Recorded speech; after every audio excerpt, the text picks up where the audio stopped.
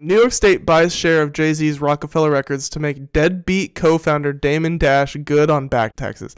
I didn't write this. I didn't call him a deadbeat. The article did. The New York Post. So yeah, Damon Dash, he talks a lot. He talks a lot, obfuscates a lot. It's hard to tell what's the truth when you're just getting your info from Damon Dash. He's very fiery, and you know what I mean. He's just got vendettas and shit. But he's always yapping, and I follow Damon Dash, and I was just like, okay, yeah, like Damon, he's doing his thing, right? Whatever. But apparently, what's really happening here is Damon Dash didn't pay his fucking taxes. And now Jay-Z's kind of catching some strays from it. Not really, because New York State just invested into Jay-Z. But Jay-Z's getting roped into this. I mean, let's read. New York has 99 problems. Literally, the state government bought a 1/3 share of Jay-Z's Roc-A-Fella Records at an auction Thursday in hopes of recouping $8.7 million that the label's embattled co-founder Damon Dash owes in back taxes. Dude!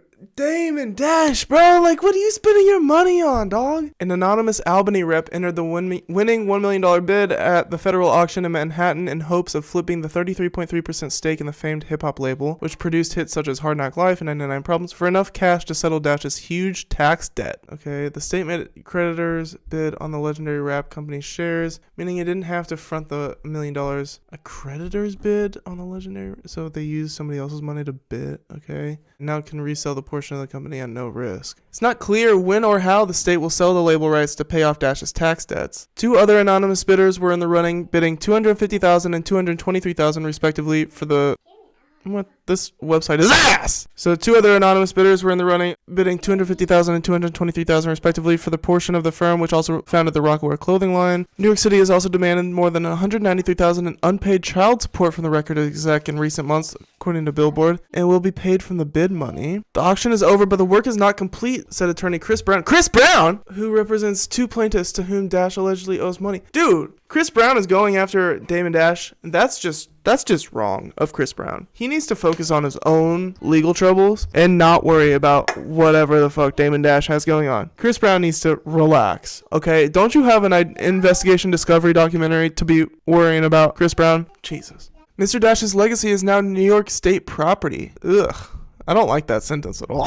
I mean, that's just grimy. It's the truth, but I mean, come on. We don't have to call Mr. Dash's legacy property, you know? It's more than that. Fucking nasty. Can't reduce his legacy down to property, okay? I will work with New York State and New York City as the next phase of ownership of the shares. Dash was previously listed as the 27th most tax delinquent Empire State resident, according to the state records. Whoa! He's on the list, y'all. I mean, like, 27 is pretty low down there, but still, $8.7 million?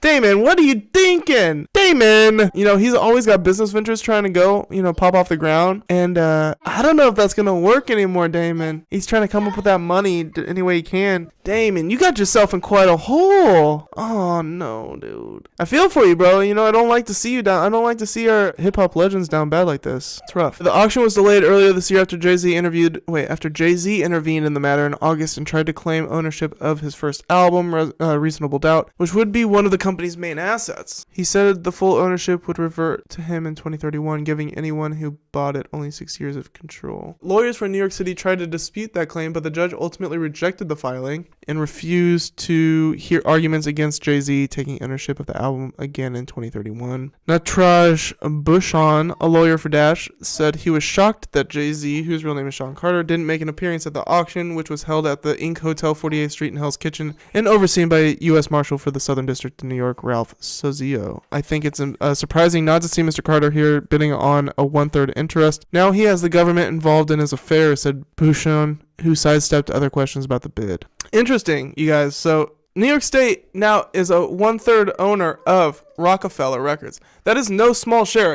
I heard they buy a share of Roc-A-Fella. A share. I didn't know what that meant. No, they bought 1/3 of that shit.